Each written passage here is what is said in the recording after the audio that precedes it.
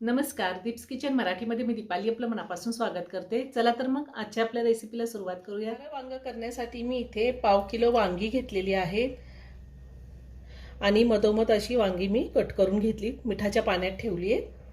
मुठभर कोथिंबीर घेतली आहे, अर्धी वाटी शेंगदाणे घेतलेले आहेत, अर्धी वाटी ओलं खोबरं घेतलंय। तुम्ही ओल्या खोबऱ्याच्या ऐवजी वाळलेलं खोबरं सुद्धा वापरू शकता। मी खोबरं किसून घेतलेलं आहे। 4 हिरव्या मिरच्या घेतल्या आहेत। मिरचीचं प्रमाण तुम्हाला भाजी किती तिखट हवी आहे त्या अंदाजे तुम्ही कमी किंवा जास्त घेऊ शकता। 8-9 लसणाच्या पाकळ्या, अर्धा इंच आलं, 1 चमचा धने पावडर, 2 ते 3 चिमूट मी हिंग घेतलाय, 1 चमचा गरम मसाला पावडर, अर्धा चमचा जिरा पावडर, अर्धा चमचा हळद, 1.5 चमचा मी जिरे घेतले। ह्यातले अर्धे जिरे मी वाटण्यासाठी वापरणार आहे आणि अर्धे जिरे फोडणीसाठी वापरायचे। चवीनुसार मीठ लागणार आहे आणि भाजी करण्यासाठी आपल्याला तेल लागणार आहे।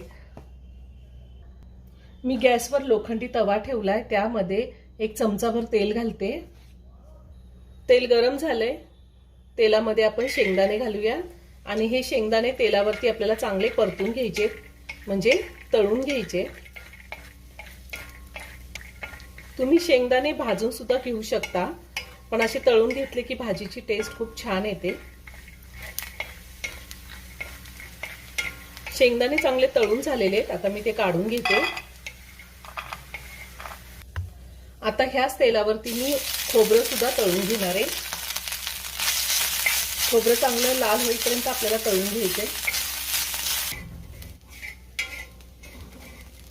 खोबरं चांगलं लाल झालंय, आता मी तेही काढून घेते।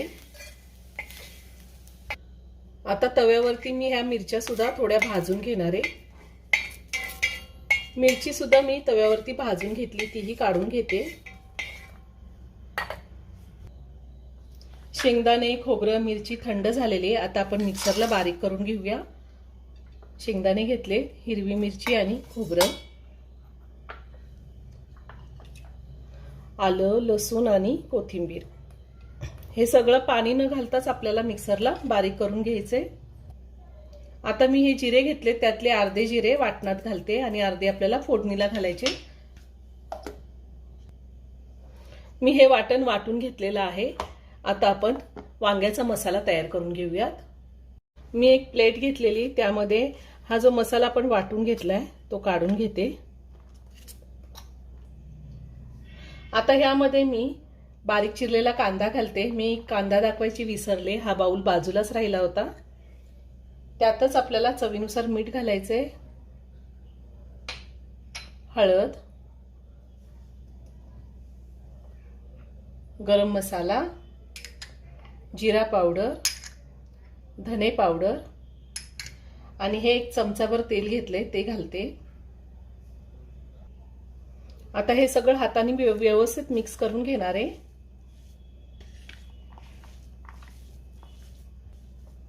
मी सगळं व्यवस्थित मिक्स करून घेतलेलं आहे। आता आपण वांगी भरून घेऊया। वांग्यामध्ये हा मसाला भरायचा आहे।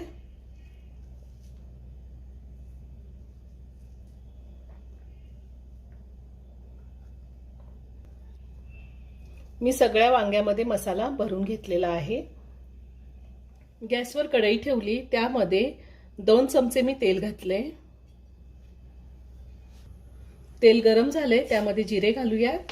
तुम्हाला कढीपत्ता आवडत असेल तर तुम्ही कढीपत्ता घातला तरीही चालेल। हिंग घालायचा आहे।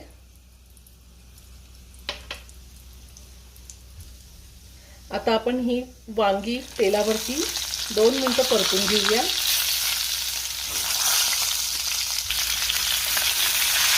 अगदी हलक्या हाताने व्यवस्थित आपण वांगी परतून घ्यायची, नाहीतर वांग्यामधला मसाला बाहेर येतो। वांगी मी परतून घेतलेली आहे। आता आपल्याला हा जो मसाला शिल्लक राहिलाय तोही मसाला परतून घ्यायचा आहे वांग्यासोबत।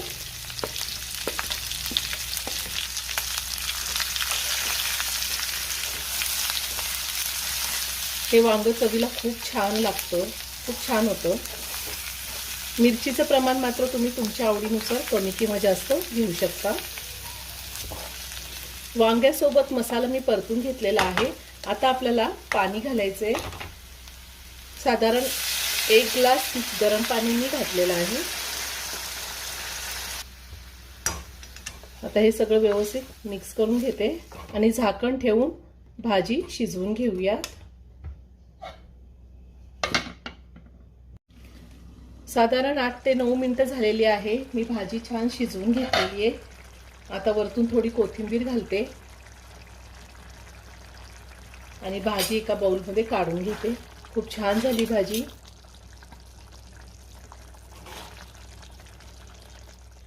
खारं वांग तयार करून झालेलं आहे. खूप छान झाले. आपण चपाती, भाकरी, भात कशासोबतही खाऊ शकतो. तुम्ही एकदा नक्की करून पहा. व्हिडिओ जर आवडला तर व्हिडिओला लाईक आणि शेअर करायला विसरू नका. रेसिपी आवडली असेल तर कमेंट करून नक्की कळवा. पुन्हा भेटूया अशाच एका छानशा साध्या आणि सोप्या रेसिपी बरोबर. धन्यवाद.